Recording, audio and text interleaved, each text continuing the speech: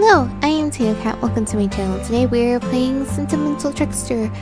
The last time we pretended to be gangsters and we helped Ayumi find a kitty a home. And then we met this guy who we know nothing about. That's pretty much where we left off. Alright, let's continue. As we round the corner, back in front of their house, an old man is standing there. He looks pretty irritated, but his face softens slightly when he sees Ayumi. Grandpa, what are you doing here? Ayumi, that's the best I can do, okay? I am sorry, Jin's grandfather. Ayumi, where have you been? I've been waiting here almost an hour, worried sick. Your grandmother wanted me to drop you and Jin off some dinner. But you weren't there, and Jin wasn't answering his phone. He grimaces and looks me up and down. Who is this? Hello, sir. I'm Haru. I'm Jin's friend. Of course. Jin is friends with some hair-dyed hooligan. I am not a hair-dyed hooligan, sir. I am just fabulous, okay? My hair is just a shining beacon of gayness. The look I'm given is nothing short of suspicious. I understand, considering I am hanging out with his grandkid. But a hooligan? Really? We were out finding a home for a kitten. Sorry. If I would have known you were coming, I would have been at the house. But you and Grandma didn't call me. My grandfather sighs and looks at me before pointedly looking at Ayumi. Have you even eaten yet? It's almost 7 p.m. You couldn't tell by the sky. No, but we were doing something serious. I really wish you'd consider our offer, Ayumi. She shuffles her feet and looks hard at the ground, seeming to shrink in on herself. It's almost like she wants to disappear. Then she reaches into a pocket and hands me her house key. Will you take the food inside for me, Haru? I look at the bags her grandfather brought, getting the cue that she wants to talk alone. While I want to know more about Jin and Ayumi's situation, I respect them enough to nod and take everything inside. Minutes pass and finally Ayumi enters alone. Didn't your grandpa want to come in? It was getting late for him and he had to take the train back home. I like that Ayumi's face basically never changes ever. Are you okay? Ayumi takes a seat next to me on the couch. Yeah, I just hate when Grandpa comes by because he's always so mad at my brother. It's like Jin can't do anything right. And he's trying. He really is. I don't know what to say to that. I really like Jin. I do think he's a good guy, but if he's the one in charge of raising his sister, I have some concerns too. I set your dinner on the counter. I'm not hungry. At least I don't want to eat until Jin gets here. I understand. Haru? Yeah? Tell me about your mom. I'm a little taken aback, but I guess I can oblige her. Well, she has long brown hair, blue eyes like me, and she's kind of nosy. But she's good-hearted. She's looking out for my best interests, I guess. It's annoying sometimes, but I know she cares. Sometimes on Saturdays she makes pancakes, and she loves to go to farmers markets, and I feel something heavy on my shoulder, and I look over. Ayumi has fallen asleep against me. All of the excitement of finding the cat at home must have totally knocked her out. I'm reminded of my brother and I get another pang of homesickness. I look at the clock. It's 7:30. Where's Jin? Well, I don't want to wake Ayumi up. I close my eyes and just rest them. I don't know how long I've been asleep, but the slight shut of the front door wakes me. Jin walks into the room. As soon as he sees his sister and me, his expression softens, a smile spreading across his lips. It is supposed to be night, right? Because this looks like it's daytime. We'll pretend that there's just a spotlight shining in on this house. Sleepily, I can't help but smile back. I'm home. His voice is a little more than a whisper, so he doesn't wake his sister. I nod and whisper back, "Welcome home, Jin." For a moment, he leans closer, and I wonder if he's going to kiss me. My cheeks turn red, but instead he lightly shakes Ayumi awake. Hey, sleepyhead. We should have some dinner. Gramps left me a message saying he dropped some food off here. It's nice. It feels like I'm surrounded by a cozy little family and something stirs in my chest. A pang of something I can't quite describe. Welcome home, I said. There's a part of me that almost wants this, even though I'm not sure where I stand with Jin. I wake up feeling happy and refreshed. It's going to be an excellent day, I just know it. Which means it's going to be awful, I bet. I bump into Shinya in the bathroom and he doesn't even call me a peasant, so things are obviously looking up. Breakfast is a delicious fruit and yogurt parfait, which Soichiro only forgot to de-rind some of the fruit for. Kane smiles and asks if I want to grab dinner later, and I thank him but decline, maybe lunch at school instead. We leave it open. Soichiro drives me to school and I head to class. At lunchtime I go to look for Jin, but he can't be found. He's not in any of the usual places. I finally see him off in a corner having what looks like a slightly heated conversation with a man in a suit. I sneak near, hopefully not drawing any attention. I would never do that. You know it. Well, it's your word against theirs, Jen. What are we supposed to do? Not believe our students? I mean, some of them are probably dicks, and they're kids, so yeah. If there was only one, maybe. But there's a bunch of them claiming that you did this. But I didn't do it.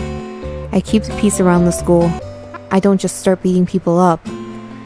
That's not what they're saying. And one of them is wearing a cast. But we have security cameras. Have you even gone over the footage? The man in the suit looks a little sheepish. About that, we have budget restrictions. We haven't been able to keep half of them on. You're kidding me. No, I'm not.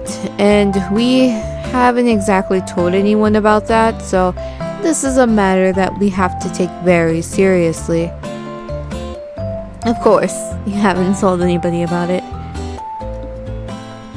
Jin looks deflated to the point that it doesn't seem like he's going to fight back anymore. Stay out of it, stand by Jin. Of course we're gonna stand by Jin. He's our man. Like, yeah, even if he did do it, we have to stand by him. Excuse me, but Jin would never hurt a student. Both Jin and the man stare at me in a nice flow. And who are you? It's rude to eavesdrop, young man. Haru. I'm a student here, and if there's one thing I know, it's that Jin stops fights at the school. You should be grateful to him. The first day I was here, he stopped someone from trying to take my lunch money. I mean, not exactly how that happened, but what this guy doesn't know won't hurt him. Be that as it may, I have a bunch of students claiming that. Yeah, you have claims, I've heard. But where are the doctor's notes, the lawyers? Where are the angry parents? The media attention? I smell something fishy. So, you think Remy Smith and his friends are lying? Well, yes. Alpha hipster? A look passes between Jin and me. What? Nothing. If it's Remy, I know he's lying. For one, he's always trying to start fights, and two, he couldn't hit a wet paper sack. I'm sure he's mad because Jin came to my rescue the other day. I'm going to talk to him. Haru, what do you think that's going to prove? If I can get him to admit it's a lie, Jin will be in the clear, won't he? He's a hard worker, and he cares about this job. Of course. You have to understand I hate doing this, but I have to take this accusation as seriously as possible. Okay, I'll be back. Finally, I find him and his cronies surrounding a couple of freshmen, harassing them for their lunch money. I can't believe it. Remy's wearing one of those walking casts that allows you to still move around while healing. None of them look all that hurt. Acting must not be any of their majors. Remy? He turns swiftly on his foot, and it's obvious that underneath his walking cast, he's faking it. Quickly, he overcompensates and pretends to stumble a little. Oh, ow, you startled me. That wasn't very nice. Somehow, I'm pretty sure that you're going to be fine. Remy's lip turns up into a sneer. I don't think that he liked that. I sigh. This isn't getting anywhere. Why are you doing this? Doing what? Pretending that Jin beat you up. What do you mean? He did beat us up. Just look at us. Right. Everyone knows he's a loose cannon. He's always running after people and acting like some sort of vigilante freak. He only goes after people who are bullying people to begin with. And even then, he doesn't hurt them. By the way, what's going on here? The students obviously getting stolen from are shuffling their feet and looking at the ground. The other hipsters look at one another nervously. Remy grimaces. I like how that even though we know Remy's name is Remy, we are still just calling him Alpha Hipster. What does it even matter to you? Maybe you should get lost. Maybe you should stop lying to the dean and stealing from other students. You realize that this is junior high behavior, right? We're all adults here. Remy turns beet red and clenches his fists. I think we might have a rematch impending. Look, what you're doing is wrong. You're bullying people the same age as you. Nothing is stopping these guys from going to the police to let them know that you're harassing them. The bullied students looked around in disbelief but start mumbling amongst themselves, obviously thinking about it. I would too if my lunch money kept getting taken all the time. What makes you think you'd even be believed? It's my word against yours. So what you're saying is that no one would believe you're harassing them and are framing Jin for something he didn't do? Precisely, dweeb. He's calling us a dweeb? Oh my goodness. He's obviously never seen a mirror. I'd never admit that. As long as the dean thinks that stupid janitor beat us up, we can do whatever we want, and no one can do anything about it. What are you doing? During his little speech, I hold up my cell phone, which I've been using to record the conversation this entire time. Yes, we are the best. Oh no, please continue. I really enjoyed the part where you're lying about Jin hurting you so you can continue bullying people. Now, do you think you're going to be suspended or expelled? You were recording me? Oh, I'm sorry. Did I forget to mention that? You can't do that. I don't see why not. Why are you so shy now? Especially when you were all moving around so well a second ago. What about you guys? You want to tell the camera exactly what these guys have been doing to you? I mean, it's already been recorded. The bully students look nervously at another, and then finally one speaks up. I'm tired of this. I'm not giving you my money anymore. I hope you get expelled. Yeah. Every day you do this, and it's not going to happen again. One comes closer to the camera. They've been doing this for weeks, since classes started. Jin's the only one that protects us from them. I just want to go to school and eat lunch in peace. Yeah. They're not even hurt. He bought that medical equipment off eBay, probably with our lunch money. Now, listen here. That's right. What doctor did you all go to? I'm sure that cost a lot. Remy's mouth slammed shut. That's what I thought. Now, we can deal with this one of two ways. I take this footage to the dean and you'll probably get expelled, or you pay these guys back everything you've taken from them, however long it takes. Then, you march up to the dean and tell him you want to drop all the charges against Jen. Right now. You have got to be kidding me. I shake the phone slightly. If I did that, either my camera would turn on or my flashlight would turn on. I mean, I'm sure the dean would love to see this footage. Remy draws back and murmurs to his groupies for a moment. I glance at the bully students, and while they all look a little irritated, at least they seem to think that this is an agreeable solution. Fine, let's go to the dean then. It's a short march back to the dean's office, but mercifully they drop the injured act, so at least it doesn't take forever to get there. Jin is nowhere to be seen, but the dean welcomes us into his office, which looks exactly like the hallway. Haru, is there something you would like to discuss? Yeah, I think there's something Remy here would like to tell you. Remy grumbles and stares at the floor. I clear my throat and he looks up. Yeah, we're dropping the charges. Oh? Turns out it was a misunderstanding. A misunderstanding about a janitor beating you up. Yeah, we're okay. He didn't. So you don't have to discipline him. Well, I don't understand what all this was about. We don't take very well to lies at the university, young man. Oh, it was just a performance piece. Both men look at me in disbelief, and I shrug. Remy was telling me that he and his friends were considering taking acting. Turns out they just took some improv too far and didn't inform anyone. Really? Is that what it was? Yeah. Well, be that as it may, you can't just go around accusing our employees of assault, young man.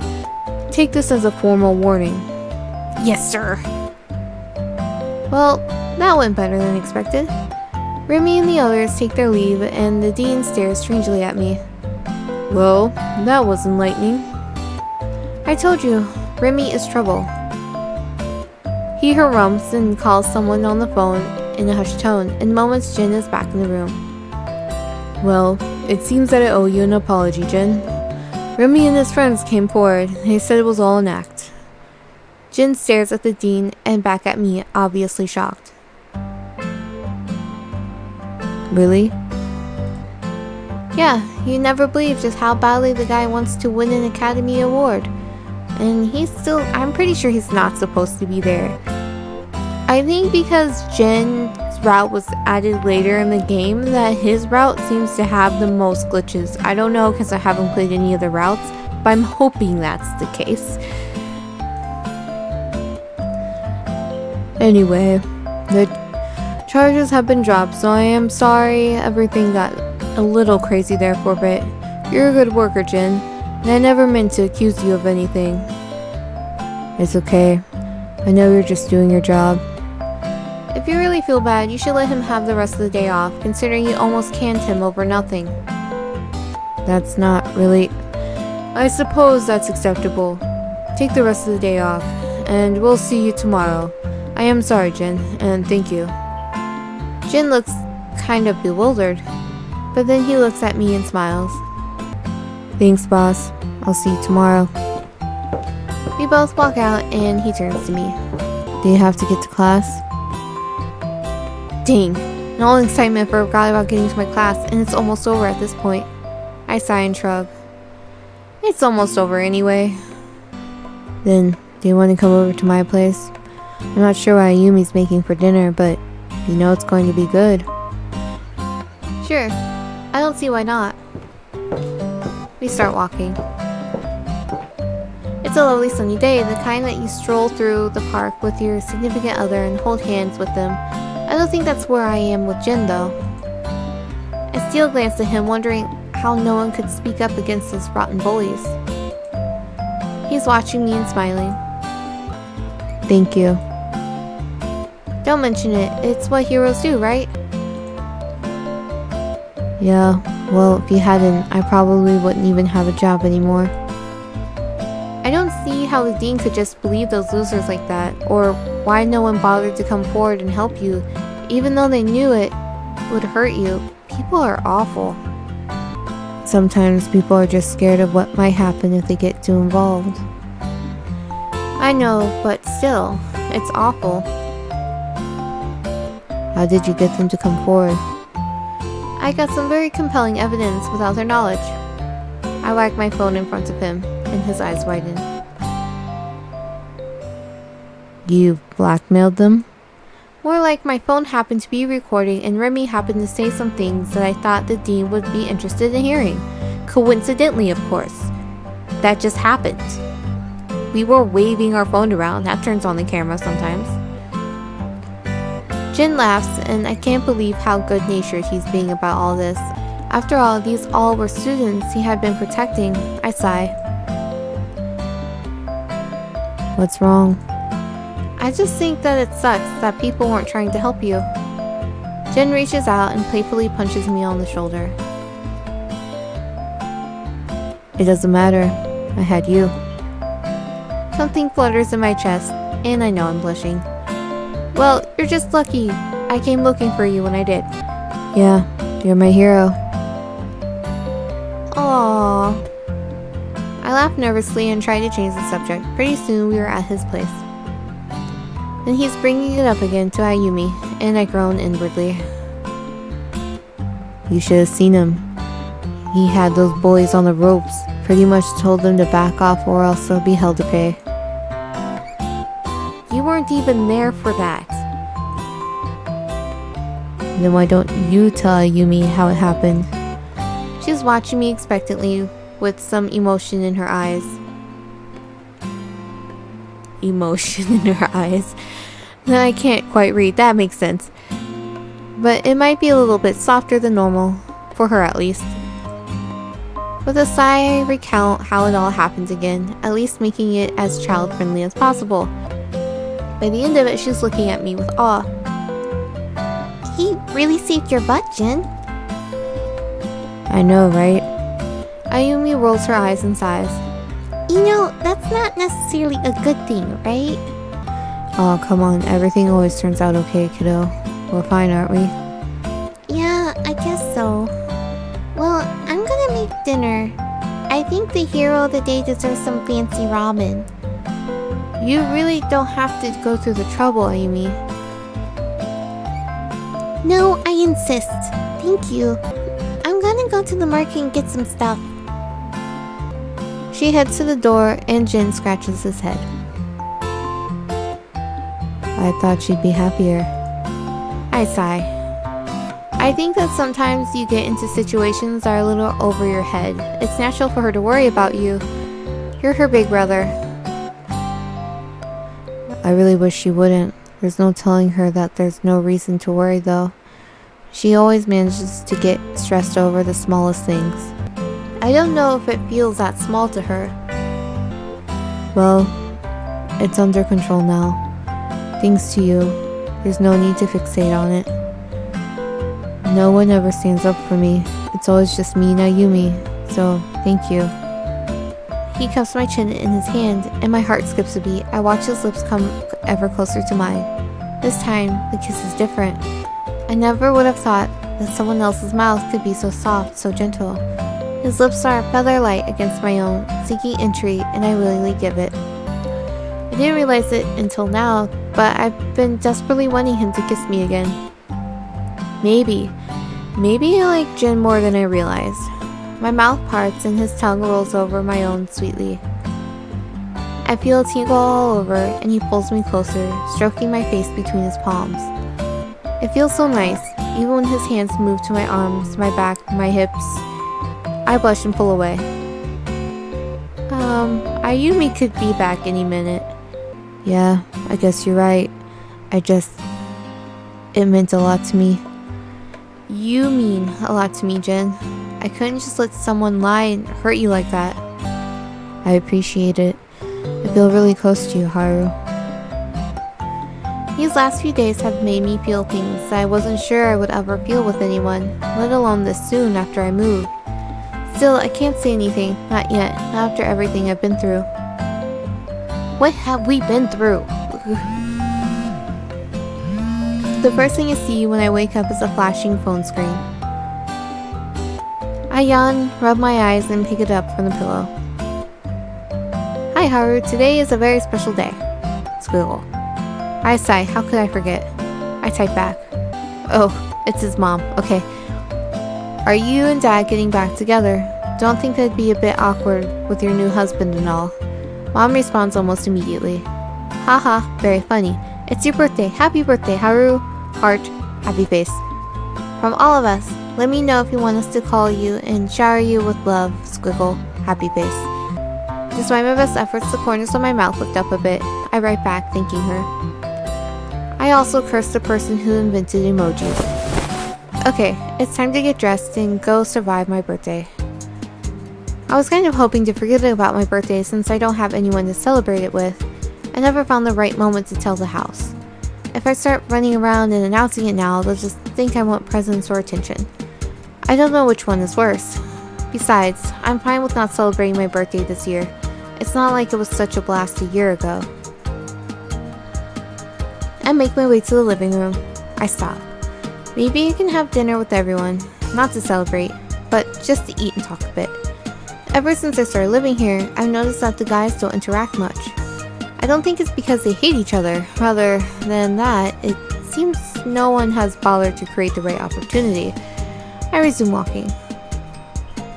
Kane's in the living room. He's sitting on the couch, browsing through what looks like a photo album. When he hears me approach, he looks up and smiles. Hi, Haru. What's up? Hi. I was thinking that, I sigh and shake my head. I need to start with an easier target. Never mind. Have you seen Soichiro? He's in his usual spot. Thanks. I go to the kitchen. It's been a while since we've seen Kane, huh?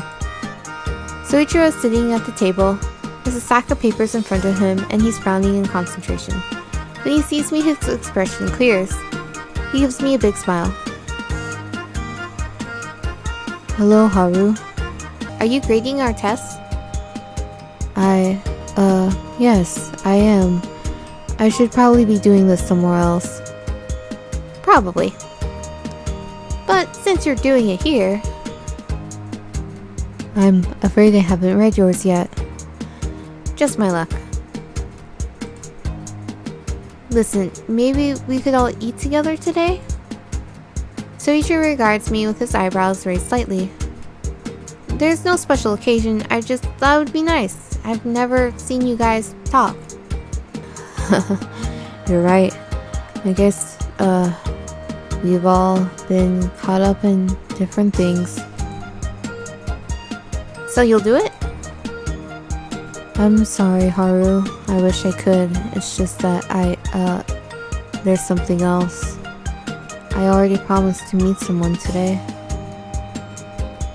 Oh, sure, I get it. But if this is that important to you, maybe I can reschedule. Nah, it's my fault for asking so late. Don't worry about it, it doesn't have to be today. We can get together anytime we want. I stretch my mouth into a big grin, trying to reassure him. It seems to work. He nods and goes back to grading papers. I was so sure he'd agree, so even Soichiro doesn't spend all his time cooped up at home, which makes me an even bigger loser than I thought. I sigh and go back to the living room. Alright, we'll end this episode here. We'll find out what happens on Haru's birthday in the next episode. If you haven't already, like, comment, and subscribe. I'm Cat. Have a wonderful morning, evening, afternoon.